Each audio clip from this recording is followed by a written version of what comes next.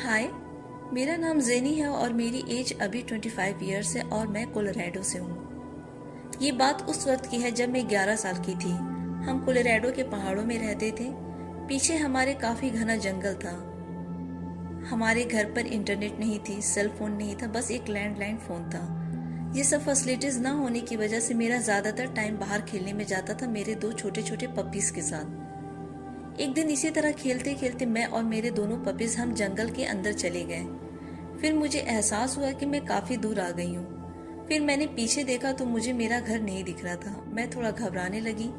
फिर मैंने देखा कि काले काले बादल आ गए हैं और हल्की हल्की बारिश शुरू हो गई है।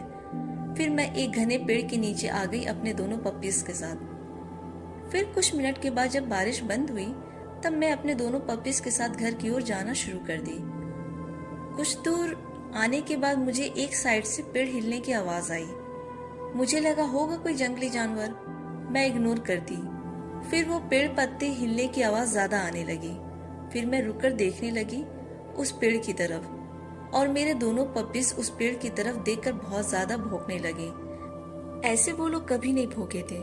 फिर जब पलटकर मैं आने लगी फिर मुझे एक आवाज आई, जेनी बेटा, जेनी, यहाँ आओ, मेरे पास आओ।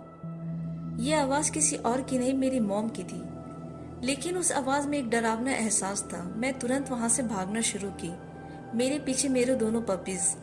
मैंने पीछे पलटकर देखा तो देखा एक लंबा सा कोई क्रिएचर है और जिसके सर पे दो सींग है और उसका जो मुंह था वो अजीब सा हिरण जैसा या किसी चीज जैसा लग रहा था। मैंने अपनी स्पीड और बढ़ा दी और वो जो भी था मेरे एक पप्पी को उठा ले गया। मेरी पप्पी की चीखने की आवाज मेरे कानों में साफ आ रही थी। फिर मुझे अपना घर दिखने लगा। मैं रोते रोते घर में आ गई और सारी बातें मम्मी डैडी को बता दी। उसके बाद मम्मी डैडी मेरा घर से बाहर जाना बिल्कुल बंद कर दिए। उसके 2 साल के बाद मैं वहां से दूसरे एरिया में शिफ्ट हो गई। जब मैं 17 साल की हुई तब मैं अपनी मम्मी से उस दिन के बारे में पूछी कि वो क्या चीज़ था जो मेरी एक पप्पी को उठा ले गया। फिर मम्मी ने कहा कि अब तुम बड़ी हो गई हो इसलिए अब तुम्हें बता देती हूँ कि वो क्या चीज़ था। मैं आसपास के लोगों से उस घटना के बारे में बताई थी। सबने बोला कि वो शैतान वेंडिगो था। मम्मी से पूछा, वेंडिगो? मम्मी ने कहा, हाँ वेंडिगो। वेंडिगो एक ऐसा शैतान है जिसे सिर्फ इंसानी मांस खाना पसंद है। तुम बहुत लकी हो जो उससे बच गई हो, वरना वेंडिगो से बचना बहुत मुश्किल है। और वेंडिगो जिसकी गंध पा जाता है उसके पीछे लग जाता है। इसलिए हमने तुम्हारा बाहर निकलना बिल्कुल बंद कर दिया था और वहां से हम लोग शिफ्ट हो गए। मैं आज भी उस दिन को जब याद करती हूँ मेरी बॉडी कांपने लगती है। मुझे बहुत डर लगने लगता है और मुझे अक्सर वेंडिगो के सपने आते हैं। ये दूसरी कहानी न्यू हैम्पशायर की है। वहाँ 13 माइल्स वुड नाम से जंगल है जिसमें लोग हंटिंग कैंपिंग के लिए जाया करते हैं। उस जंगल में जो भी जाता है वहां से खौफनाक बातों को लेकर ही आता है। ऐसा कहा जाता है कि उस जंगल में जो जाता है और ज्यादा टाइम भूखा प्यासा रहने लगता है तो वो कैनिबल बन जाता है, मीन्स नरभक्षी। माना जाता है वहां जंगल में वेंडिगो का वास है जो आपको पॉजेस कर लेता है। मेरा नाम किल्मर है। ये कहानी मेरे दादाजी ने सुनाई थी। जब मैं ये कहानी सुना था तब मेरे रोंगटे खड़े हो गए थे। ये बात 1957 की है। उस शख्स का नाम अर्नोल्ड वॉटसन था। उसे शिकार करना, कैंपिंग करना, जंगलों में घूमना बहुत पसंद था। उसके बहुत सारे दोस्त थे जो उसको कंपनी दिया करते थे। उसे अपने दोस्तों से मिले हुए काफी दिन हो गया। सो उसके 2 दोस्त एंडी जॉनसन और डेरिल ट्रेम्बल, ये तीनों 13 माइल्स वुड जंगल में लंबे ट्रिप पे शिकार करने का प्लान करते हैं। ये तीनों अपने साथ टेंट्स, ब्लैंकेट, राइफल, खाने का सामान और भी जरूरी चीजें ले लेते हैं जो एक हफ्ते के लिए काम आ जाए। ये सब अर्नोल्ड की गाड़ी शेवी पर बैठकर चले जाते हैं। रास्ता काफी धूल वाला और उबड़ खाबड़ था। ये लोग जंगल के काफी अंदर चले जाते हैं। फिर इनकी गाड़ी का इंजन अजीब सी आवाज करने लगता है और फिर स्लो होकर के बंद हो जाता है। अर्नोल्ड बाहर आकर अपनी गाड़ी को किक मारता है कि स्टार्ट हो जाए। फिर एंडी पूछता है कि तुम इसकी टैंक फिल नहीं करवाए थे। अर्नोल्ड सर पकड़कर बोलता है कि मैं भूल गया था इसकी टैंक फिल करवाना। फिर वो तीनों डिसाइड करते हैं कि यहीं कहीं कैंप लगा लेते हैं। अर्नोल्ड बोलता है कि ठीक है, लेकिन हम गाड़ी से ज्यादा दूर नहीं जाएंगे। फिर वो सब और अंदर जाकर जंगल में नदी के किनारे साफ जगह देख करके टेंट लगा लेते हैं। अंधेरा होने लगता है ये तीनों बोन फायर जलाते हैं, फिर तीनों बहुत बातें करते हैं, खाना खाते हैं। टायर्ड होने की वजह से वो जल्दी सोने चले जाते हैं। एर्नोल्ड अपने गन को हाथ में लेकर के सोता है। फिर काफी रात गुजरने के बाद एर्नोल्ड अचानक से उठ जाता है। फिर वो आंख मलते हुए टेंट के बाहर आता है। वो बाहर जो नज़ारा देखता है उसकी तो नींद ही गायब हो जाती है। एर्नोल्ड देखता है कि एक बड़ा सा भालू उन लोगों के रखे हुए खाने को खा रहा है। एर्नोल्ड फौरन टेंट में आता है और अपनी राइफल लेकर बाहर आता है और फिर भालू पर फायरिंग करता है, लेकिन एक भी गोली भालू को नहीं लगी और वो भालू वहां से गायब हो गया। फिर वो एंडी और डैरल को आवाज देकर उठाता है कि देखो, भालू हमारा सारा खाना खा गया है। फिर वो दोनों बाहर आते हैं और बोलते हैं कि अब हम क्या करें, हमारे पास खाना नहीं है, हम कैसे एक हफ्ते काटेंगे, और हमारी गोली भी सब खत्म हो गई है। एर्नोल्ड बीच में बात काटते हुए बोलता है कि गाड़ी में और भी गोलियां रखी हुई है। फिर एर्नोल्ड पूछता है कि क्या तुम दोनों को गाड़ी के पास जाने का रास्ता मालूम है? एंडी बोलता है हाँ, ये वाला है। नहीं, शायद वो वाला था। ये सुनकर डैरल अपने हाथ से अपने फेस को पकड़ लेता है और गुस्से में एंडी से बोलता है, तुम्हें मालूम है कि तुम क्या बोल रहे हो? फिर एंडी और डैरल में आर्गुमेंट होने लगता है और कुछ सेकंड में हाथापाई। एर्नोल्ड बीच में आकर दोनों को अलग करता और बोलता है, तुम दोनों बच्चों की तरह लड़ना बंद करो और ये सोचो हम तीनों कितनी बुरी तरह फंस गए हैं। न खाना है न गोली है, हम लोग सर्वाइवल सिचुएशन में हैं। ये कोई गेम या मजाक वाली बात नहीं है। हम मर भी गए तो किसी को हमारे बारे में कुछ पता नहीं चलेगा, ना कोई हमें ढूंढ पाएगा। हमें इस नदी को फॉलो करना चाहिए, हो सकता है कि हम किसी टाउन, गांव या किसी सेफ जगह पहुंच जाएं। एंडी बोलता है, टाउन? हमें कुछ नहीं मिलने वाला है, हम कभी यहाँ से बाहर नहीं निकल पाएंगे। एंडी इन तीनों में वीक था, सो ये कोई हैरानी वाली बात नहीं होगी अगर वो टूटने लगा। वो लोग नदी के किनारे से चलना शुरू करते हैं। रात काफी अंधेरी थी और ठंड भी बहुत लग रही थी। भूखे प्यासे थे वो लोग, लेकिन चलना बंद नहीं किए। फिर उन लोगों को पेड़ हिलने की आवाज आई, ऐसे जैसे सूखी पत्तियों पे चलने की आवाज भी आने लगी। एंडी ने कहा, ये कैसी आवाज आ रही है? डैरल बोला, कोई खरगोश होगा, तुम ज्यादा परेशान मत हो। कुछ मिनट के बाद एंडी बैठ गया और उन दोनों से बोला कि तुम लोग आगे चलो, मैं आता हूँ। एर्नोल्ड ने कहा कि तुम श्योर हो ना? एंडी ने बोला, हाँ, मैं ज्यादा टाइम नहीं लूंगा। वो दोनों आगे बढ़ने लगे। तभी अचानक एंडी की भयानक चीखने की आवाज आई, डैरल मुझे बचाओ। इस आवाज के बाद एक अजीब सी गुर्राने की आवाज आती है। किसी चीज को चीर फाड़ करके खाने की आवाज आने लगी। वो दोनों एंडी को आवाज लगाते पीछे भागे। तभी देखा कि सामने एक लंबा सा कोई हड्डियों का ढांचा खड़ा है। उसकी बॉडी पे कहीं कहीं बस मांस थी और सिर हिरन जैसा, और उसके मुंह से खून गिर रहा था। वो शैतान इन लोगों पे गुर्राया और जंगल में भाग गया। डैरल ने कांपते हुए कहा, हे भगवान, ये क्या चीज है? एर्नोल्ड ने कहा कि ये वही शैतान है जिसका नाम लेना नहीं चाहिए। तो उसने बताया कि ये वेंडिगो है। इन लोगों ने आग जलाई और एंडी को आवाज देकर ढूंढने लगे। फिर उन्हें जमीन पर एंडी की लाश मिली। उसके सीने को फाड़ दिया गया था, उसके पेट की सारी ऑर्गन्स बाहर निकली हुई थी। उसके एक पैर को अलग कर दिया गया था, उसमें भी हड्डियां दिख रही थी क्योंकि उस पे मांस नहीं थे। उसके चेहरे के भी कुछ मांस गायब थे। सबसे डरावनी उसकी आंख खुली हुई थी। ऐसा लग रहा था जैसे उसने कोई बहुत भयानक शैतान को देख लिया हो। ये देखते ही डैरल उसकी बॉडी के पास गिरकर बहुत रोने लगा। एर्नोल्ड उसे संतावना देता है और बोलता है कि यहाँ से जितना हो सकता है हमें निकलना चाहिए। लेकिन डैरल बहुत गुस्सा हो जाता है कि तुम कैसे एंडी को छोड़कर जा सकते हो? क्या एंडी तुम्हारा दोस्त नहीं था? ये बोलकर डैरल उसकी गर्दन पकड़ लेता है और फिर एर्नोल्ड उसके पेट में मारता है, जिससे डैरल जमीन पर गिर जाता है। फिर एर्नोल्ड डैरल के चेहरे पर पंच मारने लगता है। उसके सिर को पेड़ से लड़ा देता है, जिससे उसके फेस पे काफी ब्लड आने लगता है और फिर डैरल वहीं मर जाता है। अचानक एर्नोल्ड की आंखें बिल्कुल काली हो जाती है और उसकी आंखों में वहशीपन आ जाता है और डैरल के लेफ्ट हैंड को वो चबाना शुरू कर देता है। फिर अचानक से एर्नोल्ड जब होश में आता तब देखता है कि उसके मुंह और हाथों में बहुत ज्यादा खून लगा है और ये नजारा देखकर वो बोलता है कि ये मैंने क्या कर दिया, अपने ही दोस्त की जान ले ली। वो काफी देर तक वहीं बेसुध बैठा रहता है, ब्लैंक एक्सप्रेशन के साथ। एर्नोल्ड अपने आप से बोलता है, ये क्या कर दिया मैंने, मुझे यहाँ से निकलकर बाहर सभी को बताना होगा कि यहाँ क्या हुआ था। एर्नोल्ड उठकर चलना शुरू कर देता है। कुछ घंटे चलने के बाद उसे सूखी पत्तियों की आवाज आती है। उसे अपनी गर्दन पे गर्म हवा महसूस होती है। वो पीछे मुड़ करके देखता है तो वो दरिंदा वेंडिगो उसके पीछे खड़ा था। उसकी आंखें बिल्कुल येलो थी। उसके सीने की सभी हड्डियां नजर आ रही थी। उसका सिर हिरन जैसा। उसके बदन पे कुछ सड़े मांस थे जो लटक रहे थे। उसके शरीर के बालों का रंग काला और उसके शरीर से सड़े हुए मांस की बदबू आ रही थी। एर्नोल्ड ये देखकर चिल्लाकर भागना शुरू करता है, लेकिन वो वेंडिगो उसे पकड़ लेता है और भयानक आवाज निकालकर गुर्राता है। वो वेंडिगो एर्नोल्ड के पैर में काट लेता है और उसके शरीर के कई हिस्से पे भी। एर्नोल्ड दर्द से चिल्लाने लगता है, फिर उसके मुंह पे जोर जोर से मारने लगता है। ये सब उस वेंडिगो को और गुस्सा दिलाने लगता है और वो एर्नोल्ड को उठा करके फेंक देता है। फिर वो एर्नोल्ड को पकड़ लेता है।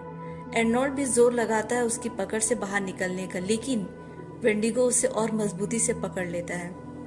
लकीली एर्नोल्ड उसकी पकड़ से निकल जाता है और उसे नदी में ढकेल देता है। फिर मौका देखकर एर्नोल्ड अपनी घायल पैर की परवाह किए बगैर अपनी पूरी ताकत के साथ उस वेंडिगो को पानी में डुबाता रहता है। जब वेंडिगो थोड़ा शांत होता है तब एर्नोल्ड मौका देकर वहां से भागना शुरू करता है।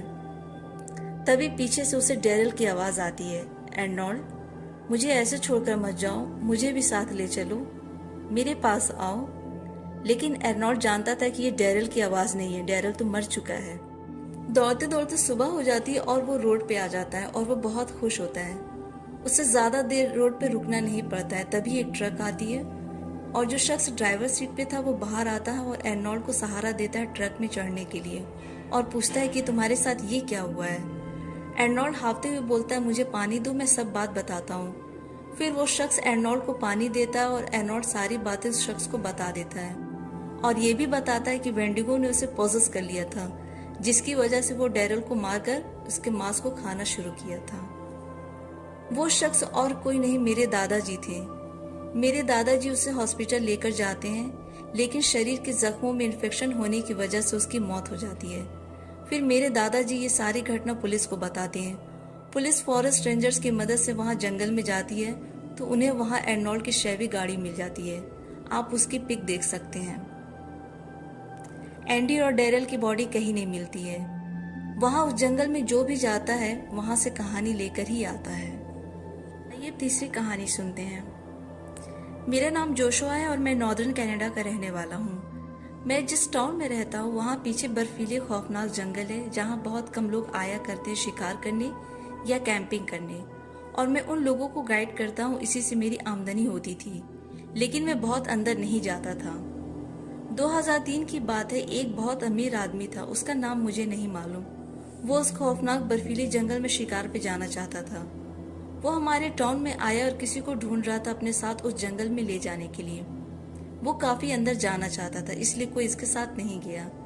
सभी उसे मना कर रहे थे कि वहां जाना खतरनाक है, आप भी मत जाइए।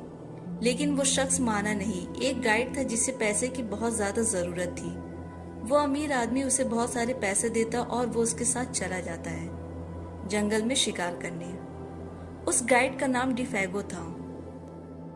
वो लोग बहुत अंदर जा करके एक जमी हुई झील रहती है, उससे कुछ दूरी पर ये लोग अपना टेंट लगाते हैं। 2 दिनों तक ये दोनों शिकार पे जाते हैं, बट कुछ खास हाथ इन लोगों की लगता नहीं है। फिर तीसरी रात को अचानक बर्फीली तूफान आने लगता है। सारे पेड़ हिलने लगते हैं और ये दोनों टेंट में चले जाते हैं और अपना जिप लगा देते हैं। तूफान की आवाज, पेड़ पत्ते हिलने की आवाज दोनों अच्छे से सुन रहे थे। फिर उस शिकारी का मन किया कि क्यों न बर्फीले तूफान को देखा जाए। वो जैसे ही टेंट का जिप ओपन करता है, बाहर का नजारा देख करके उसके होश उड़ जाते हैं। वो देखता है कि बाहर तो कोई तूफान नहीं है, सारा वातावरण बिल्कुल शांत है, पेड़ भी अपनी जगह बिल्कुल खड़े हैं, पर तूफान की आवाज अभी भी उसे सुनाई दे रही थी। तभी अचानक से शिकारी को आवाज आती है जैसे कोई उस गाइड का नाम पुकार रहा हो, डिफेगो, डिफेगो। शिकारी अपना वहम समझकर उसे नजरअंदाज कर देता है। जब शिकारी अंदर आता है तो देखता है कि डिफेगो वहां नहीं है। वो टेंट के कोने में अपना सर झुकाए बैठा है। शिकारी उससे पूछता है कि क्या हुआ, तुम ऐसे क्यों बैठे हो। डिफेगो बोलता है कि कुछ नहीं। तभी दोनों सुनते हैं कि कोई डिफेगो का नाम पुकार रहा है, डिफेगो, डिफेगो, यहाँ आओ। ये सुनते ही डिफेगो टेंट से बाहर भागने की कोशिश करता है। वो शिकारी उसे जोर से पकड़ लेता और बोलता है कि मैं तुम्हें बहुत पैसे दिए, तुम मुझे ऐसे छोड़कर नहीं भाग सकते हो। फिर से तूफान की आवाज़ आती है और साथ में फिर वही डिफेगो को पुकारने की आवाज़ आती है। इस बार डिफेगो उसकी पकड़ से निकलकर टेंट के बाहर भाग जाता है। कुछ सेकंड्स के अंदर उस शिकारी को बाहर डिफेगो को चीखने की आवाज़ आती है। धीरे धीरे ये आवाज़ दूर जाते जाते ख़त्म हो जाती है और इसी के साथ तूफान की आवाज़ भी अचानक से एकदम गायब हो जाती है। ये सब देख सुनकर शिकारी की डर से हालत ख़राब हो जाती है। वो टेंट से बाहर आता ही नहीं है उस रात को। जब सुबह होती है तो वो डरते हुए बाहर निकलता है। बर्फ में वो डिफेगो के पैरों के निशान देखता है। वो झील की तरफ जा रहे थे। शिकारी सोचता है कहीं ऐसा तो नहीं कि वो झील में गिर गया हो। जब वो झील के पास जाता है तो झील में कोई छेद नहीं रहता है। फिर उसे डिफेगो के कदमों के निशान दिखते हैं जो जंगल के काफी अंदर जा रहे हैं। तभी वो कुछ अजीब डरावनी चीज नोटिस करता है। वो देखता है कि डिफेगो के पैरों के निशान धीरे धीरे बड़े होते जा रहे हैं और आगे जाकर के गायब हो जाते हैं। वो सोचने लगता है कि कोई इंसान के पैरों के निशान अचानक से ऐसे बड़े नहीं हो सकते हैं। शिकारी बहुत परेशान हो जाता है और जंगल में अंदर जाता है। ऐसा करते करते काफी समय हो जाता है।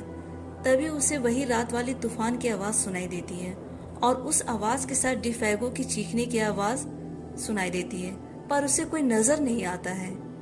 ये सुनते ही उस शिकारी का दिल बैठने लगता और वो जल्दी से वहां से भागकर अपने टेंट में आता है और सारी पैकिंग करने लगता है।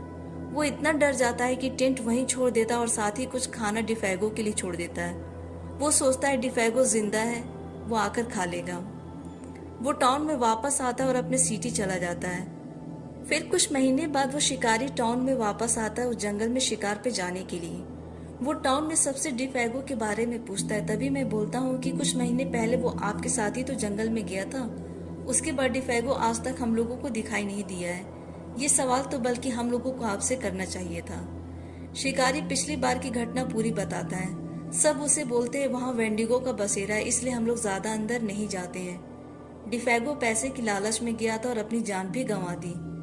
शिकारी को गांव के लोगों द्वारा बताई गई वेंडिगो वाली बात पे बिल्कुल भी यकीन नहीं होता। वो फिर उस जंगल में शिकार पे जाना चाहता है और फिर किसी गाइड को ढूंढता है और इस बार मैं उसके साथ जाता हूँ। मैं शिकारी से पहले बोल देता हूँ कि हम ज्यादा जंगल के अंदर नहीं जाएंगे। एक जगह पहुंचकर हम टेंट लगाते हैं, आग जलाते हैं, फिर डिनर कर बात करने लगते हैं। तभी वो शिकारी बोलता है कि शायद कोई हमारी तरफ आ रहा है। मैं देखता हूँ कि एक आदमी चादर ओढ़े आ रहा है। जब नजदीक आता है तो उसका फेस दिखता ही नहीं, क्योंकि उसका फेस भी चादर से ढका रहता है और सर पर हैट रहता है और वो हमारे पास आकर बैठ जाता है। मुझे कुछ सही नहीं लगता और मैं आग में से एक जलती हुई लकड़ी निकालकर दूरी पे खड़ा हो जाता हूँ। शिकारी उस अजनबी से पूछता है कि तुम कौन हो, यहाँ अकेले जंगल में क्या कर रहे हो। वो कुछ नहीं बोलता है। फिर शिकारी इससे डिफेगो के बारे में पूछता है, फिर अजनबी कुछ नहीं बोलता है। शिकारी को गुस्सा आता और वो उस अजनबी के ऊपर से चादर खींचता है। वो देखता है वहाँ कोई शरीर नहीं है, बस राख का ढेर है।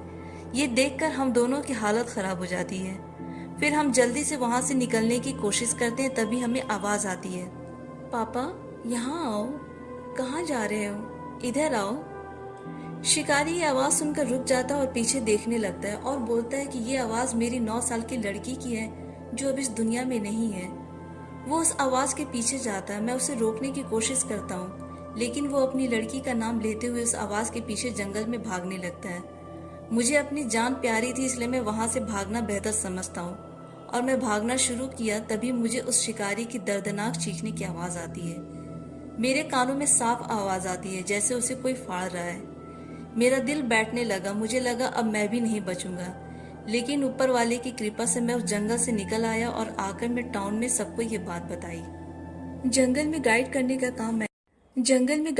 का काम मैंने छोड़ दिया।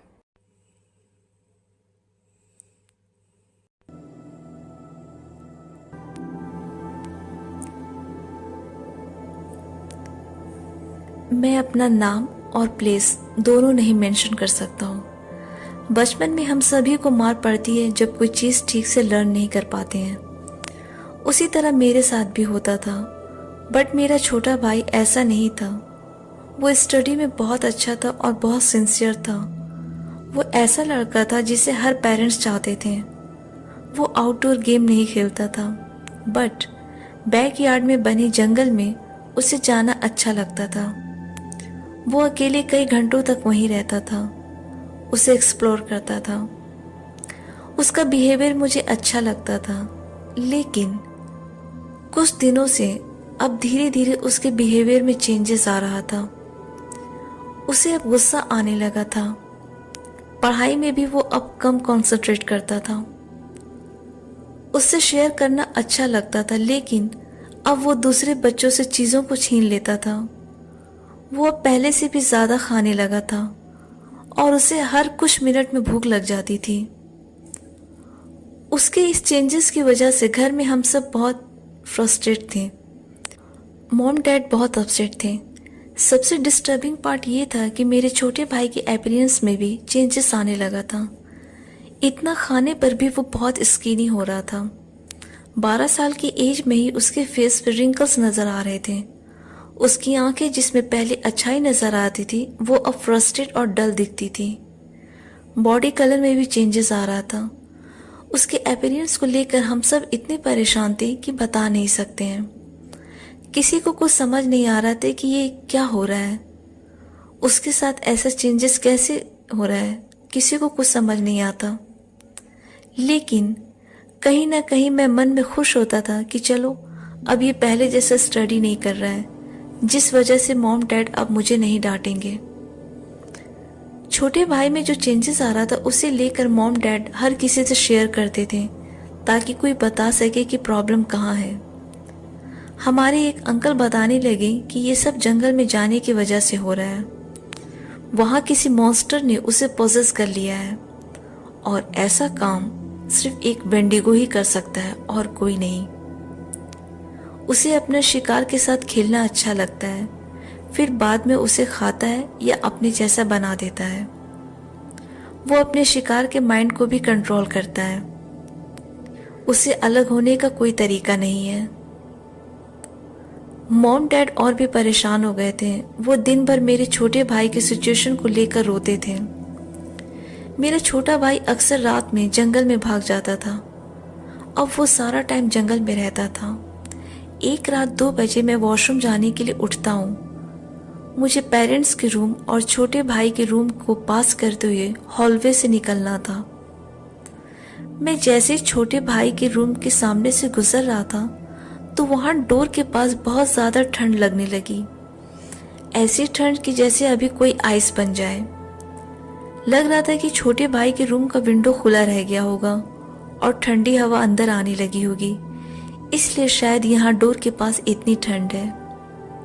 वैसे यहाँ डोर के पास बहुत गंदी स्मेल भी आ रही थी। दूसरे दिन भी ऐसे ही हुआ। फिर तीसरे दिन मुझसे रहा नहीं गया। मैंने सोचा मैं ही विंडो बंद कर देता हूँ और देखता हूँ कि ये स्मेल कहाँ से आ रही है। जैसे मैं डोर खोला, अंदर जो देखा, मैं खुद अंदर से एकदम फ्रीज हो गया। मेरे भाई का जो बेड था उसके हेड पे कोई चीज बैठा हुआ था। उस चीज का पैर और हाथ दोनों बहुत लंबे थे। वो किसी वोल्चर की तरह अपने आप को फोल्ड करके बैठा था। उसकी बॉडी को शेप को देखकर लग रहा था कि जैसे उसे कितने दिनों से खाना नहीं मिला है। उसके सिर की जगह किसी एनिमल का स्कल था जिसमें से बहुत सारे सींग निकले हुए थे। मेरी नजर जब छोटे भाई पे पड़ती है तो वो मुझे देखकर स्माइल कर रहा था और फिर उस मॉन्स्टर की तरफ देखने लगा। मैं इतना ज्यादा सदमे में था कि इन सब चीजों को मैं डिटेल्स में अच्छे से देख पाया था। इसके बाद मैं एक चीख के साथ बेहोश हो गया था। मॉर्निंग में मेरी आंख खुलती है तो अपने आप को बेड पे पाता हूँ। मैं होश में आते ही मॉम डैड को सब कुछ बताता हूँ, उस मॉन्स्टर के बारे में भी, लेकिन कोई यकीन नहीं करता है। जब छोटे भाई से पूछा गया तो वो साफ मना कर दिया कि ऐसा कुछ नहीं है। मैं बहुत ज्यादा डरा हुआ था। आप लोगों को वो किसी मूवी का सीन लग रहा था, लेकिन वो मूवी का सीन नहीं बल्कि एक भयानक हकीकत था। मॉम डैड उसे कई तरह के डॉक्टर के पास लेकर गए, लेकिन कुछ नहीं हुआ, बल्कि वो डे बाय डे और खराब हो रहा था। उस अंकल से जब मैंने उस मॉन्स्टर के बारे में बताया तो उन्होंने कहा कि तुमने वेंडिगो को देखा है और वो तुम्हारे भाई को पूरी तरह से अपने कंट्रोल में कर लिया है और वो उसे लेकर ही जाएगा। मैं अब अपने छोटे भाई से डरने लगा था, उसके पास नहीं जाता था और एक दिन मॉर्निंग में जब मॉम डैड उसके रूम में गए तो वो वहाँ नहीं था। वो कहीं चला गया था। उसे बहुत ढूंढने की कोशिश की गई लेकिन वो मिला नहीं। मुझे पूरा यकीन है कि उसे वेंडिगो उठाकर ले गया है या वो वेंडिगो बन गया है। हम सब बहुत रोए थे। उसे अभी तक मिस करते हैं। मेरी मॉम इसके बाद डिप्रेशन में चली गई थी। ये सब हमारे साथ ईयर 1997 में हुआ था। आज मैं खुद एक बच्चे का फादर हूँ, इसलिए मुझे अपने मॉम डैड के बच्चे खोने की तकलीफ को समझ सकता हूँ। काश उसे हम लोग जंगल में ना जाने देते तो ये सब नहीं होता।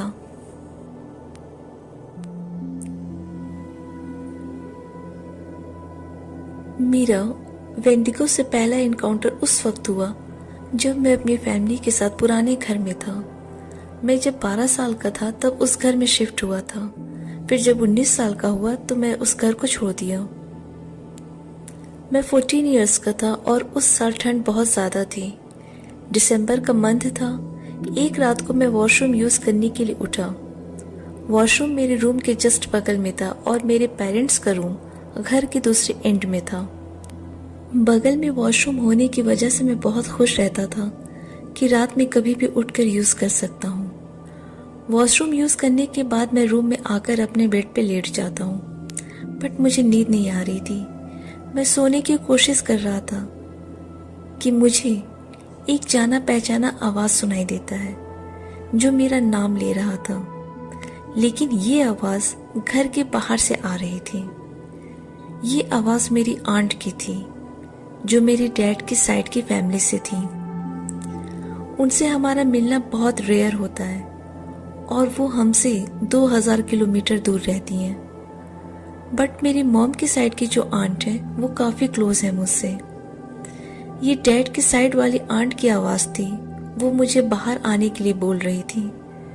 मुझे समझ नहीं आ रहा था कि रात के 1:30 बजे उनकी आवाज़ कहाँ से आने लगी। स्नोफॉल भी हो रहा था, तो वो मुझे आवाज़ देकर बाहर क्यों बुलाएंगी और वो यहाँ कैसे चली आएंगी, जबकि स्नो 2-3 फीट तक रोड पे गिरा हुआ था और सारे रोड्स ब्लॉक थे।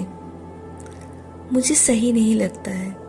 ये आवाज़ अभी भी आ रही थी और उस आवाज़ के साथ अजीब अजीब और दूसरी भी आवाज़ें आ रही थी।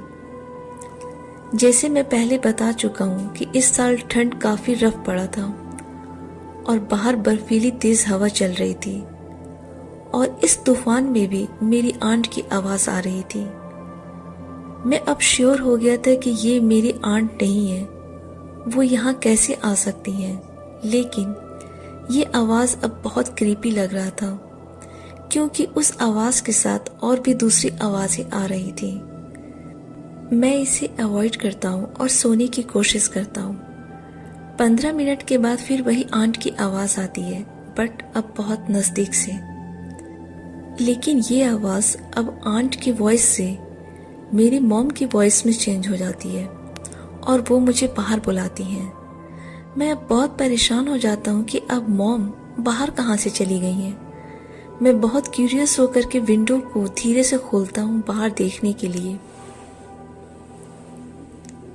जहाँ से वॉइस आ रही थी उधर देखता हूँ तो अपने बैकयार्ड में मुझे पेड़ के पीछे एक फिगर खड़ा दिखता है जो काफ़ी टॉल और दुबला सा था। लेकिन स्नोफॉल हो रहा था और बाहर अंधेरा भी था, इसलिए क्लियर कुछ नहीं दिख रहा था। बट न जाने क्यों उसे देखकर मेरे रोंगटे खड़े हो जाते हैं। मैं बहुत डरने लगता हूँ। मैं तुरंत विंडो बंद करके अपने ब्लैंकेट में छिप जाता हूँ। वो मेरी मॉम की आवाज़ जो रहती है वो आनी बंद नहीं होती है। मैं सो जाता हूँ। इसके 2 साल के बाद जब मैं 16 ईयर का हुआ तो 2 साल पहले की तरह इस साल भी विंटर जो था वो काफ़ी रफ था। स्नोफॉल हो रहा था। पहला इंसिडेंट मेरे साथ जो हुआ था तो उसे मैं अपने पेरेंट्स के साथ शेयर नहीं किया था, ये सोचकर कि शायद नींद पूरी ना होने की वजह से मुझे अजीब अजीब आवाज़ें सुनाई देती होंगी। लेकिन जब दूसरी बार उससे मेरा इनकाउंटर हुआ तब मैं श्योर हो गया कि कोई चीज़ मेरे पीछे तो पड़ी है। लेकिन इस बार यह हादसा जल्दी हुआ पहले वाले की तरह रात के 1:30 बजे नहीं। मैं रात को 10:30 बजे वीडियो गेम खेल रहा था अपने रूम में। तभी मुझे अपने डैड की आवाज़ सुनाई दी जो मुझे बाहर बुला रहे थे। ये आवाज़ काफ़ी दूर से आ रही थी। इस आवाज़ को सुनकर मुझे वो पहला इंसिडेंट याद आ गया जिसमें मेरी आंट की आवाज़ आ रही थी, जिसे सुनकर मैं डिस्टर्ब हो गया था। मुझे याद आता है कि करीब 45 मिनट पहले मैं अपने डैड को गुड नाइट बोल चुका था। मुझे मालूम था कि मॉम और डैड एक ही रूम में सो रहे हैं, इसलिए ऐसा हो ही नहीं सकता है कि मेरे डैड मुझे बाहर बुलाएं। मैं गेम को पॉज करके बाहर देखता हूँ। मैं ये सोचने लगता हूँ कि स्नोफॉल हो रहा है, ठंड भी है, और इस टाइम डैड बाहर क्यों जाएंगे, और वो भी मेरे बैकयार्ड के एंड में। मुझे बाहर कुछ दिखता नहीं है। मैं फिर से इग्नोर करता हूँ और अपने हेडफोन्स को लगा करके वीडियो गेम खेलने लग जाता हूँ। पर 30 मिनट के बाद मैं अपने विंडो पर टैपिंग की आवाज़ सुनता हूँ। मेरी डैड की आवाज़ फिर आती है। मैं फिर इग्नोर करता हूँ और बहुत ज़्यादा डर जाता हूँ। मैं अपने वीडियो गेम को फेंकता हूँ और सीधे अपने पेरेंट्स के बेडरूम में आ जाता हूँ और उन्हें जगाता हूँ और उन्हें उन आवाज़ों के बारे में बताता हूँ जो मेरे विंडो के बाहर से आ रहा था। मैं डैड को बोलता हूँ कि आपकी आवाज़ में मुझे कोई बाहर बुला रहा था। मेरे डैड तुरंत बाहर जाते हैं और चेक करते हैं, लेकिन उन्हें कुछ नहीं मिलता है।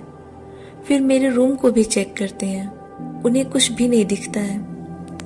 मेरे डैड मुझसे कॉशियस रहने के लिए बोलते हैं। इसके बाद मेरे साथ आए दिन ऐसे इंसिडेंट्स होने लगते हैं। मैं जब भी बाहर जाऊं किसी काम से या कचरा फेंकने, तब मुझे अपने पेरेंट्स की या किसी और फैमिली मेंबर्स की आवाज़ सुनाई देती थी। स्कूल आते जाते भी आवाज़ सुनाई देती थी।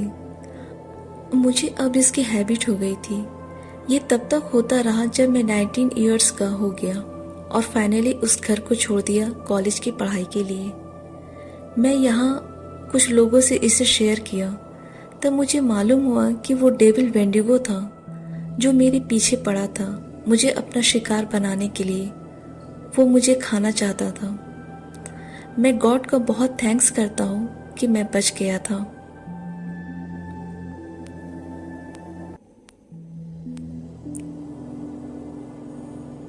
ये जो मैं दर्दनाक कहानी आपको बताने वाला हूँ, इसमें एक भी वर्ड झूठ नहीं है। ये बिल्कुल रियल कहानी है। इस हादसे में मैंने अपने सबसे अच्छे दोस्त यान को खो दिया। ये हादसा एक बुरे सपने की तरह है। मैं चाह करके भी इसे भूल नहीं पाता हूँ। मेरा नाम मॉर्गन है। 2018 में मैं माउंटेन हाइकिंग के लिए गया था। मैं वहाँ जंगल में रहने वाले बहुत सारे शैतान के बारे में स्टोरी सुनी थी, स्पेशली वेंडिगो के बारे में। मैं उस वक्त उन सब स्टोरीज पे बिलीव नहीं करता था, बट जो ये भयानक हादसा हमारे साथ हुआ, तब मुझे उस जंगल के शैतान वेंडिगो पे बिलीव हुआ। मैं 2019 में फिर उसी माउंटेन पे हाइकिंग के लिए गया। इस बार मेरे साथ मेरे 2 दोस्त यान और मार्क मेरे साथ आने को डिसाइड करते हैं। हम लोग मॉर्निंग में जल्दी निकल जाते हैं वहाँ पर अच्छी फुटेज लेने के लिए। हम यहाँ एक कहानियाँ और उस शैतान के किस्से को बस एक मिथ मान रहे थे और इन सब चीज़ों पे हंसते हैं और मजाक उड़ाते हैं। हम लोग एक जगह बैठ जाते हैं और बातें करने लगते हैं। हम लोग किसी तरह का फुटेज नहीं ले पाते हैं। सडनली हम लोगों को ऐसा लगता है कि जैसे हमें कोई फॉलो कर रहा है। पहले हम लोग इग्नोर करते हैं, लेकिन ये फॉलो करने वाली फीलिंग और स्ट्रांग होती जा रही थी। जब पीछे मुड़कर देखते हैं तब वहाँ कोई नहीं था। हम तीनों आपस में बोलने लगते हैं कि ये सब वहम है, हम लोग यहाँ अकेले हैं और उस शैतान वेंडिगो के बारे में बात कर रहे हैं, इसलिए ऐसा फील हो रहा है। हम तीनों फिर उन सब घिसी पिटी कहानियों पे हंसने लगते हैं। कुछ देर बाद न जाने हम तीनों को क्या फील होता है, हम वहाँ माउंटेन से नीचे उतरकर टाउन में जाने का डिसाइड करते हैं। हम लोग नीचे आने लगते हैं। हम जंगल से जल्द निकलना चाहते थे। हम बार बार पीछे मुड़कर देख रहे थे क्योंकि फॉलो करने वाली फीलिंग फिर आ रही थी। हमें भयानक चीख की आवाज आती है। हम तीनों वहीं रुक कर चारों तरफ देखने लगते हैं, लेकिन हमें बस पेड़ ही पेड़ दिख रहे थे। हम ये समझने लगते हैं कि शायद किसी जानवर ने चीखा होगा और वहां से निकलना शुरू करते हैं। इन सब सिचुएशन में हम तीनों जैसे पागल हो रहे थे। हम वहां से बस किसी तरह निकलना चाहते थे। तभी एक तरफ से लंबे लंबे घास थे, उसके हिलने की आवाज आती है। हम तीनों उस तरफ देखने लगते हैं। हम तीनों डर जाते हैं क्योंकि वहां पे सब कुछ शांत हो जाता है। किसी भी तरह की कोई हलचल और कोई आवाज नहीं होती है। हम और भी डरने लगते हैं। हम तीनों धीरे धीरे उन लंबे घासों की तरफ बढ़ते हैं और उस तरफ फ्लैशलाइट दिखाते हैं। हम तीनों एकदम फ्रीज हो जाते हैं जब हम ये देखते हैं कि वहां उस लंबे घास के पीछे से दो आंखें जो बहुत ग्लो कर रही है, वो हम तीनों को ही देख रही थी। वो ठीक से दिख तो नहीं रही थी, लेकिन उसके ब्लैक हेयर थे। हमारे पीछे खड़ा मार्क धीरे से पूछता है, क्या तुम लोगों ने उसे देखा? हम दोनों अपने सिर को हाँ में हिलाते हैं। हम तीनों की नजर उस पे से हटती नहीं है। यान बोलता है कि शायद वो कोई कायोटी है जिसे रेबीज हो गया होगा, इसलिए वो ऐसा दिख रहा है। हम लोग श्योर नहीं थे। वो घासें फिर से हिलने लगती है। हम वहां शॉक्ड में खड़े रहते हैं। तभी वो फिगर धीरे धीरे उन झाड़ियों से बाहर आता है। वो बाहर आकर अपने बॉडी के हेयर को इधर उधर हिलाता है और अपने पीछे के दोनों पैरों पे खड़ा हो जाता है। उसकी हाइट बहुत लंबी हो जाती है। उसके सिर पे हिरन जैसे सींग थे और बॉडी पे कहीं कहीं मांस था। उसे देखकर हम लोगों की आंखें खुली की खुली रह जाती है।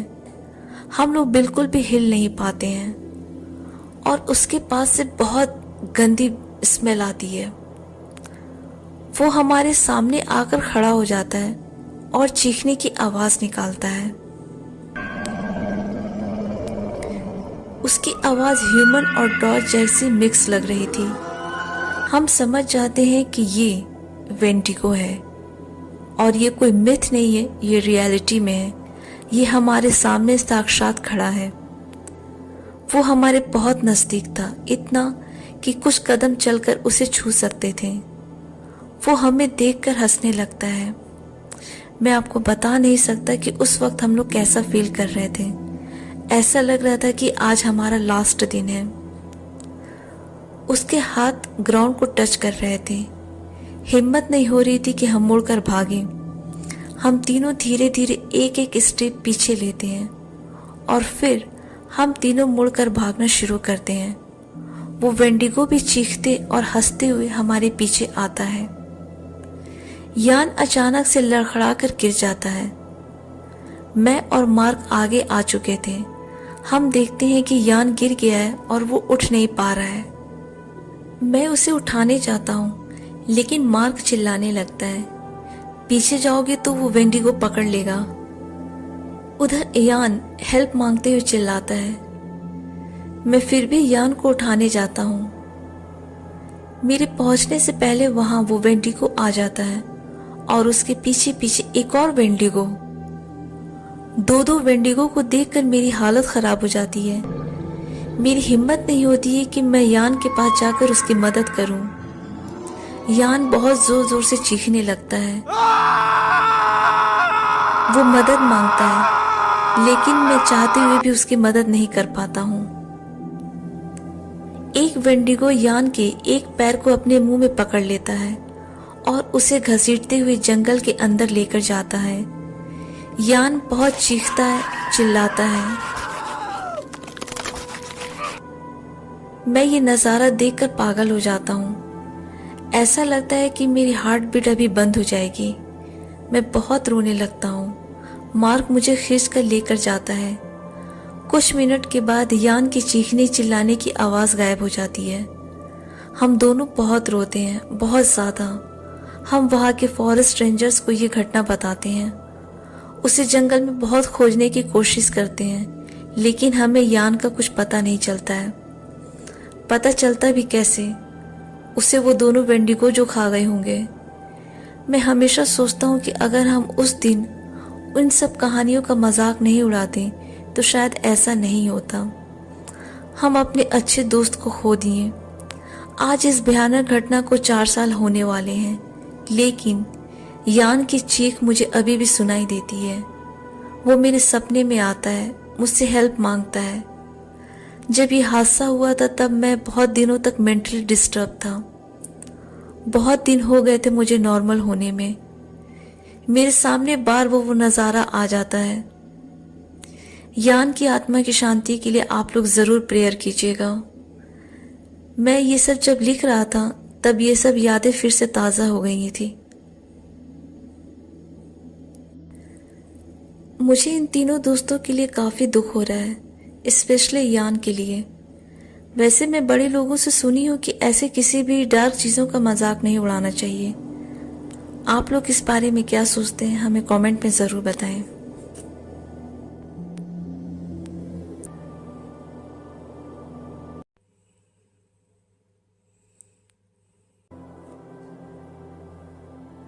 मैं कोलोराडो के एक छोटे से टाउन ग्रेनबाई का रहने वाला हूँ। मैं जब 10 साल का था तब ये घटना हुई थी। मेरे ग्रैंडपा की 200 एकड़ की प्रॉपर्टी है, जिसमें वो बड़ी कैबिन बना कर रखें ताकि जब हम लोगों का वेकेशन हो तो वहाँ जाकर हम एंजॉय कर सकें। ग्रैंडपा की प्रॉपर्टी के चारों तरफ बहुत ज़्यादा घना जंगल है। एक बार मैं, मेरी सिस्टर और मेरे पेरेंट्स वहाँ वेकेशन पे गए, ड्राइव करके गए थे। हम लोग बहुत ज़्यादा टायर्ड हो गए तो सभी लोग वहाँ पे सो गए। मैं और मेरी सिस्टर कैबिन के 2nd फ्लोर पे सो रहे थे। रात में अचानक 1:30 बजे हाउल की आवाज़ आई और मेरी नींद खुल गई। मैं तुरंत विंडो से बाहर देखा। बाहर कोई नहीं दिखा, बट आवाज़ बहुत दूर से आ रही थी। फिर मैं जाकर सो गया। फिर आधे घंटे के बाद कैबिन के रूफ पे से कोई आवाज़ आ रही थी।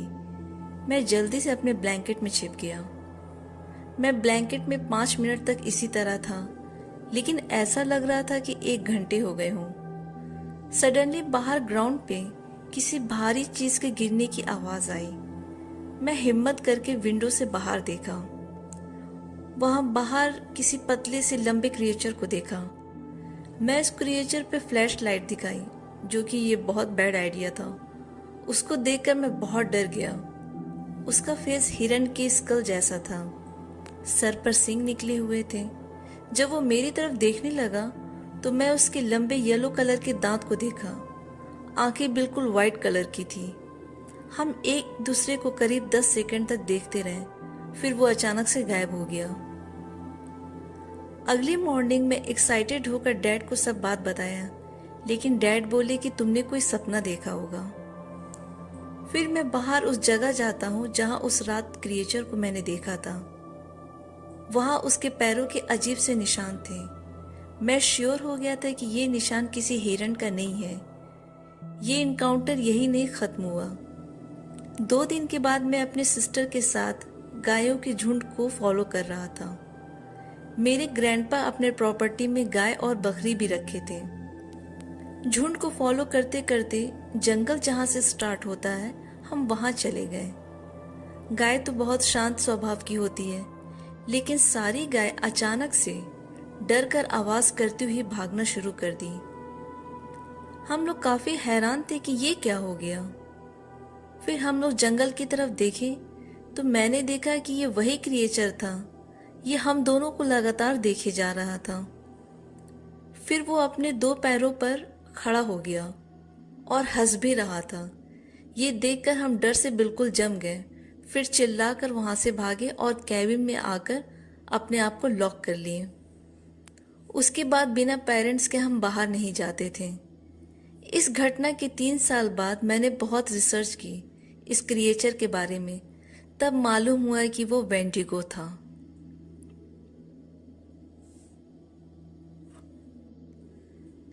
मैं 15 साल की थी जब ये सब हुआ था।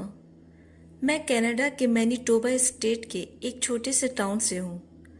प्राइवेसी रीज़न की वजह से मैं टाउन का नाम नहीं बता सकती हूँ। मैं बस आइडिया दे सकती हूँ। मेरे टाउन में बहुत सारे खेत हैं और बहुत घना जंगल भी है। मैं टाउन के सेंटर में 4th स्ट्रीट पे रहती हूँ। मेरे घर के बैक यार्ड से जंगल भी देख सकते हैं, जो कि 50 फीट की दूरी पर है। मैंने बहुत सारे जानवर देखे हैं जंगल में, जैसे भालू, हिरन, वुल्फ वगैरह। मेरे घर के चारों तरफ फेंस लगा हुआ है ताकि कोई जानवर इधर ना आ सके और हमारे 2 जर्मन शेपर्ड वहाँ जंगल में ना भागे। मेरी मॉम जॉब करती हैं, सो एक रात वो ओवर टाइम कर रही थी। घर में सिर्फ मैं थी, मेरी छोटी बहन जेड और 7 साल का छोटा भाई लियाम था। मैं इन दोनों के लिए बेबी सीटर बन गई थी।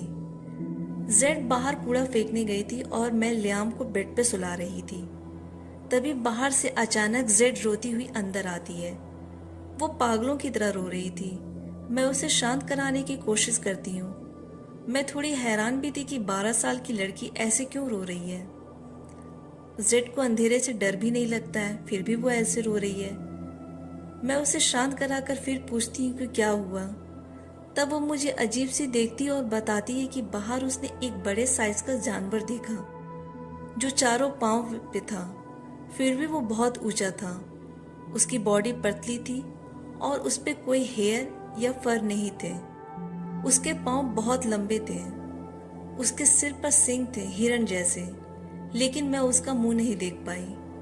फिर मैं जेड को समझाती हूँ कि वो बुल एल्क होगा, जिससे कोई डिजीज हो गया होगा, जिससे उसका अपने माइंड पे कंट्रोल नहीं होगा और वो ज़ॉम्बी की तरह दिखता होगा, इसलिए तुम उसे देखकर डर गई होगी। जेड ने जो देखा वो सही देखा है, उस बात को श्योर करने में बाहर जाकर देखने का सोचती हूँ। और साथ ही मैं मॉम की नज़र में भी एक रिस्पॉन्सिबल लड़की बनना चाहती थी, इसलिए मैं बाहर जाने का डिसाइड करती हूँ। मैं कोट डालकर बाहर चली गई। फिर गार्डन में चेक करने के बाद मैं बाहर रोड पे गई। वहाँ देखी कि जो जेड कूड़ा लेके आई थी फेंकने के लिए, वो फेंक नहीं पाई थी और वो उस जानवर को देखकर कूड़ा वहीं गिरा दी होगी। फिर अचानक से सड़े हुए मीट की बदबू आने लगती है। मुझे लगा कि ये गंदी स्मेल इस कूड़े से आ रही है, लेकिन जब मैं चेक की तो ये गंदी स्मेल कूड़े से नहीं आ रही थी। मैं रोड की इधर उधर देखती हूँ, स्नो भी गिर रहा था। तभी 30 फीट की दूरी पर रोड के दूसरी तरफ जाते हुए एक बड़े से क्रिएचर को देखती हूँ, जो ग्रे कलर का था। उसकी स्किन पे भी कुछ नहीं था। जेड जैसा उस जानवर को डिस्क्राइब कर रही थी, सारी चीजें इस क्रिएचर से मैच हो रही थी, जैसे एंटलर, हाइट। मैं उसे देखकर सैड हो जाती हूँ। मैं श्योर करना चाहती थी कि वो एल्क है या और कोई जानवर है। मैं उसके पास जाना चाहती थी, लेकिन मेरा गट्स बोल रहा था कि वहां नहीं जाना ही सही होगा। वो क्रिएचर स्ट्रीट लाइट के नीचे रुक जाता है और पीछे मुड़ता है।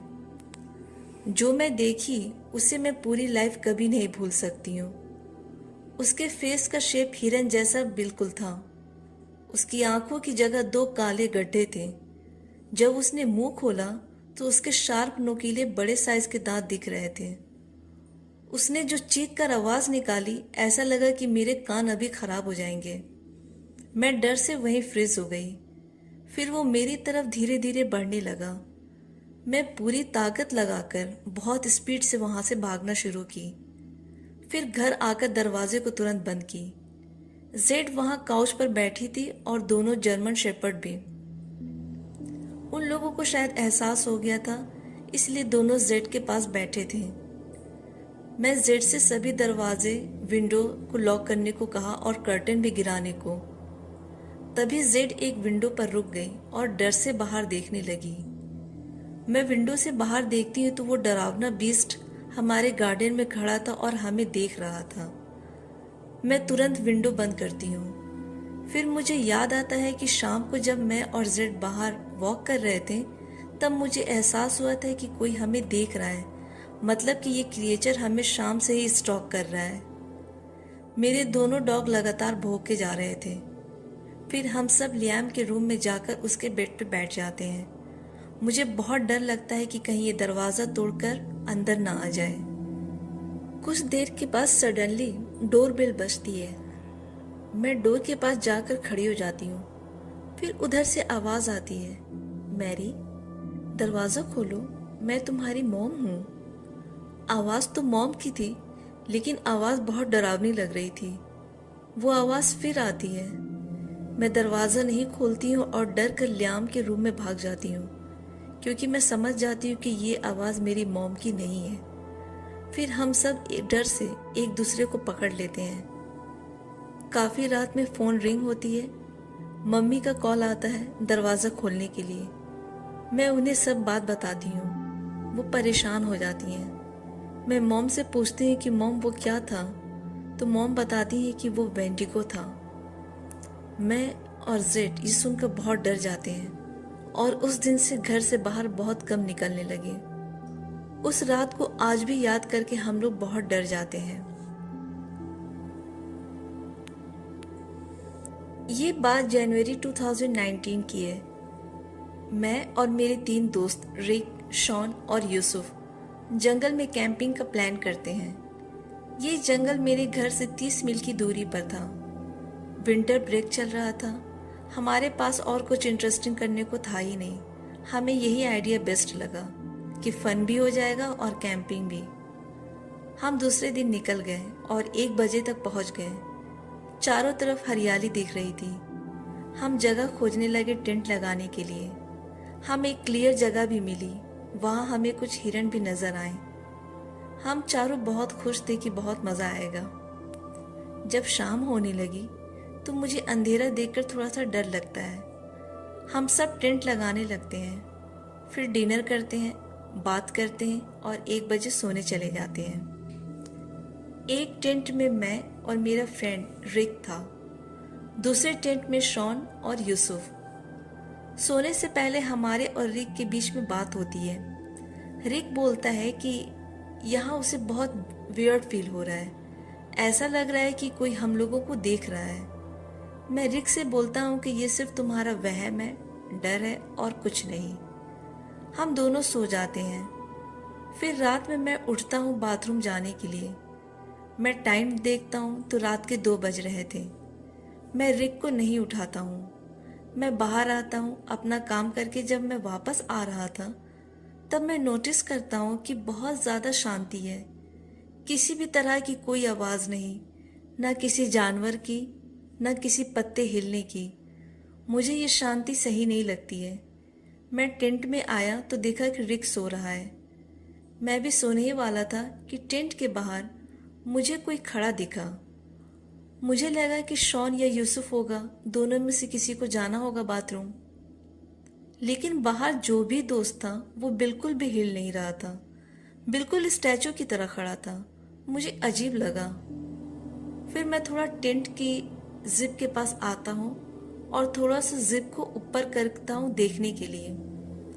मैं देखता हूँ कि कोई काफ़ी लंबी हाइट का इंसान खड़ा है। फिर मैं सोचता हूँ कि मेरे किसी दोस्त की हाइट तो इतनी लंबी नहीं है, लेकिन नॉर्मल इंसान की हाइट भी तो इतनी नहीं होती है। उसके दोनों हाथ बहुत स्किनी थे, मतलब बहुत पतले थे। मैं समझ जाता हूँ कि ये शान या यूसुफ नहीं है। मैं धीरे से रिक को उठाता हूँ, उसे बताता हूँ। फिर रिक भी उसको देखता है। रिक बोलता है ये कोई पागल होगा या कोई ड्रिंक किया हुआ आदमी है। ये यहाँ इस तरह कैसे आ सकता है हमारे कैंप के पास। मैं अभी इसे बताता हूँ। लेकिन रिक यहाँ बेवकूफ़ों वाली हरकत कर देता है। वो फ्लैश लाइट लेकर क्रॉल करते हुए टेंट के बाहर जाता है। मैं भी घबराकर बाहर जाता हूँ, उसे रोकने की कोशिश करता हूँ, लेकिन तब तक बहुत देर हो जाती है। रिक उसकी तरफ फ्लैश लाइट करके ऑन करता है। जब उस पर लाइट पड़ती है, जिसे हम दोनों इंसान समझ रहे थे, दरअसल वो कुछ और ही था। उसका फेस हमारी ही तरफ था, जैसे वो वेट कर रहा था कि हमारे कुछ करने का। उसे मालूम था कि हम उसे देखकर बातें कर रहे हैं। लाइट में जो हमने देखा उसको हम कभी नहीं भूल सकते हैं। उसकी हाइट 9 फीट तक थी। उसके दोनों हाथ लंबे थे, इतने लंबे कि ग्राउंड तक आ रहे थे। उसकी बॉडी पे कोई मांस नहीं था। ऐसा लग रहा था कि जैसे सालों से वो खाया ना हो। उसकी आंखें ऑरेंज कलर की थी और ग्लो कर रही थी। उसके सर पे बहुत सारे सींग थे जैसे हिरण के होते हैं। उसका मुंह खुला हुआ था जिसमें शार्प दांतें दिख रही थी और वो हमें देखकर हंसता भी है। उसे देखकर रिक चीखने लगता है, साथ ही वो बीस्ट भी चीखने लगता है। तभी शॉन और यूसुफ भी बाहर आ जाते हैं। हम चारों को देखकर वो बीस्ट वापस जंगल में भाग जाता है। हम चारों शॉक्ड में वहीं खड़े रहते हैं। फिर जब होश में आते हैं हम लोग तब जल्दी से पैकिंग शुरू करते हैं। तभी अचानक रिक को आवाज आती है, रिक, यहाँ आओ, मेरे पास आओ, मुझे चोट लगी है, मेरे पास नहीं आओगे? रिक इस आवाज को पहचानता है। वो बोलता है कि यह आवाज तो मेरी मॉम की आवाज है, लेकिन मॉम यहाँ जंगल में कैसे आ सकती हैं? शॉन बोलता है कि कहीं ध्यान मत दो, बस यहाँ से निकलना है हमें। उसी दौरान जंगल से और भी अजीब अजीब चीखने की, हाउल की, इन सब की आवाज आती है। हम लोग जल्दी से अपने सामानों को एसयूवी में रखते हैं और खुद को भी। मैं यूसुफ को ड्राइव करने को बोलता हूँ और हम लोग वहाँ से निकलते हैं घर के लिए।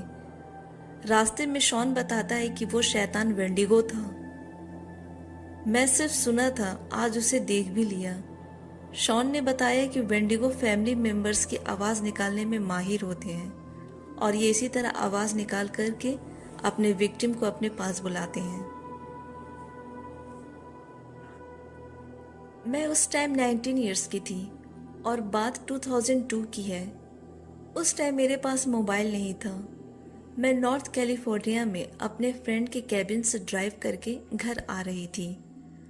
घाटी वाला रास्ता था जो पहाड़ों से होकर जा रहा था, जो कि काफ़ी डेंजर था। आधी रात का टाइम था।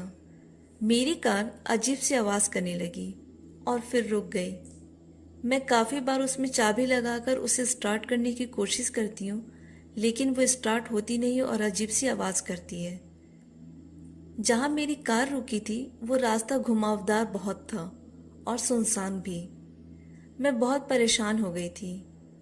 मैं कार विंडो से बाहर देखती हूँ तो मुझे बहुत अनईजी फील हो रहा था। मैं विंडो और डोर सब लॉक कर देती हूँ, ये सोच करके कि माउंटेन वाला रास्ता है, यहाँ बाहर कुछ भी हो सकता है, बियर, वुल्फ या सैस्क्वैच। मैं सोच ली थी कि अब जब मॉर्निंग होगी तभी मैं बाहर निकलूंगी, लेकिन सच बता रही हूँ, मुझे अचानक से बहुत डर लगने लगा। डर हर तरह का था क्योंकि ये काफ़ी रात का वक्त था, उस पे से सुनसान रास्ता। बस एक चीज़ अच्छी थी कि फुल मून था, सो कुछ चीज़ें मुझे साफ दिख रही थी। 1-2 घंटे हो गए थे लेकिन कोई कार मुझे आते जाते नहीं दिखी। फिर मैं स्मोक करने लगी। तभी मुझे नीचे वाली रोड पे हेडलाइट दिखी। मैं समझ गई कि ये कोई कार या ट्रक आ रहा है, जिसे ऊपर आने में 3 से 4 मिनट का समय लग जाएगा। वो लोग मेरी कार को नहीं देख पाएंगे क्योंकि मैं अपनी कार की हेडलाइट ऑफ की हूँ, लेकिन नज़दीक आने पर मैं कार समेत नज़र आ जाऊंगी, जो काफ़ी डेंजर हो सकता है। सो मैं कार से अपने फ्लैश लाइट और वॉलेट को लेकर कार को लॉक करके, कार से लगभग 60 से 70 फीट दूरी पे कुछ पेड़ थे, मैं उसके पीछे जाकर छिप गई ताकि जब ये कार यहाँ से निकल जाए तब मैं अपनी कार में आकर फिर से बैठ जाऊंगी। मैं ये काम बहुत स्पीड से की थी। तभी वो कार धीरे धीरे आकर मेरी कार के पास रुक गई। मुझे मालूम है कि जब लोग मेरी तरह ऐसे बीच रोड में फंस जाते हैं तब वहाँ से कोई और गुजरता है तो खुश होते हैं इस उम्मीद में कि हेल्प मिलेगी, और होता भी है ऐसा। लेकिन आज मुझे अंदर से ये फीलिंग सही नहीं आ रही थी, सो मैं वहाँ से निकलकर छिपने का डिसाइड की थी और मेरी इस डिसीजन से मेरी जान भी बची। वो कार जब मेरी कार के पास रुकी तब उसमें से एक काफ़ी टॉल हाइट का कोई आदमी निकला। उसकी हाइट 9 से 10 फीट थी। वो मेरी कार का चक्कर लगाने लगा। उसे देख कर के मैं बहुत डर गई। फिर वो मेरी ड्राइविंग वाली डोर के पास गया और डोर को खोलने की कोशिश की। फिर अचानक वो इधर उधर अपने सर को घुमाकर देखने लगा। उसके सर पर जो देखी मेरी हालत और ख़राब हो गई। उसके सिर पर सींग लगे हुए थे। अब ये निकले हुए थे या लगे हुए थे समझ नहीं आ रहा था। उसकी बॉडी हद से ज़्यादा पतली थी। उसे देखते ही मेरे मन में जेपर क्रीपर की इमेज आने लगी। फिर वो अचानक भारी और खौफनाक आवाज़ में बोला कि तुम जहाँ भी छिपी हो बाहर आ जाओ, नहीं तो मैं खुद तुम्हें ढूंढ लूँगा। ये सुनते ही मैं पूरी तरह से कांपने लगी। उसे कैसे मालूम कि मैं छिपी हूँ और मैं लड़की हूँ। फिर गुस्से में उसने मेरी कार पे कई जगह पंच मारा और चला गया, लेकिन मुझे मालूम था कि वो बस आगे जाकर छिपा होगा, गया नहीं है। वो मेरा वेट करता होगा बाहर निकलने का। मैं वहीं पेड़ के पीछे जम सी गई थी। मेरी हिम्मत नहीं थी कि मैं बाहर आऊं। फिर जब सुबह हुई, जब गाड़ियां आने जाने लगी, तब मैं जाकर अपनी कार के पास गई। कार पे जहां जहां उसने पंच मारा था वहां वो पंच के निशान काफी गहरे थे। नॉर्मल इंसान के इतने गहरे नहीं हो सकते हैं। मैं कार में बैठी और लकीली मेरी कार भी स्टार्ट हो गई। फिर मैं पुलिस में कंप्लेन की। मैं घर वापस आई और घर वालों और दोस्तों को ये बात बताई, तो दोस्तों ने कहा कि वो वेंडिगो था। जब दोस्तों ने वेंडिगो को बताया तो मुझे समझ नहीं आया कि कोई मॉन्स्टर, वेंडिगो या स्किन वॉकर गाड़ी क्यों ड्राइव करेगा। अगर ऐसा पॉसिबल है तो प्लीज़ मुझे कमेंट में ज़रूर बताएं।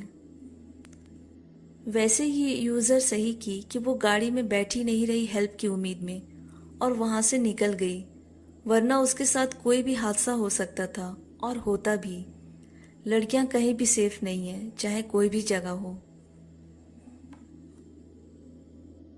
विंटर सीजन शुरू हो जाता है और हमारे टाउन में बहुत सारे लोग आते हैं वेंडिगो की एक झलक देखने के लिए। बात 2 साल पहले की है। मेरे घर के बगल में बिली नाम का एक फिशरमैन अपनी वाइफ जेन का बहुत बुरी तरीके से मर्डर कर देता है। उसकी 2 लड़की भी थी। जब पुलिस उस फिशरमैन को अरेस्ट करके ले जा रही थी, तब वो अपने डिफेंस में चिल्ला चिल्ला कर बोल रहा था कि उसने ये मर्डर नहीं किया है, उससे करवाया गया है। एक मॉन्स्टर उसके साथ उस नदी से उसके घर तक आ गया था, जो उस पे हावी हो गया था।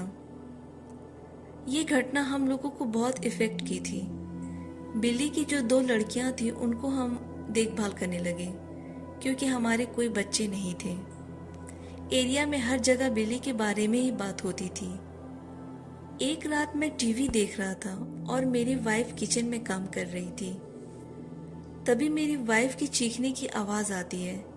मैं दौड़कर किचन में जाता हूँ तो वो बहुत डरी हुई थी और उसके हाथ से खाना नीचे गिरा हुआ था।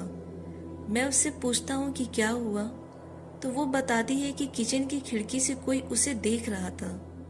उसकी बड़ी बड़ी रेड कलर की आंखें दिख रही थी। मैं अपनी वाइफ को बताता हूँ कि हो सकता है कि यहाँ कोई आया होगा और वेंडिगो को देखने के चक्कर में तुम्हें डराकर चला गया है।